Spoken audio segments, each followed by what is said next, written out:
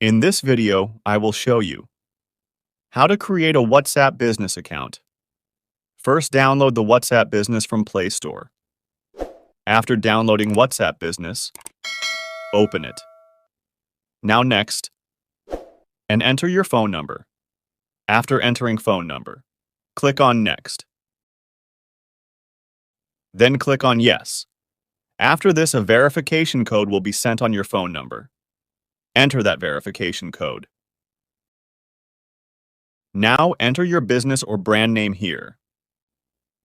Here you can select your business category. Then click on Next. Click on Not Now. Your business account has been created successfully. That's all for now. Thanks for watching. If this tutorial helped you, like this video, and don't forget to subscribe to my channel. See you in the next one.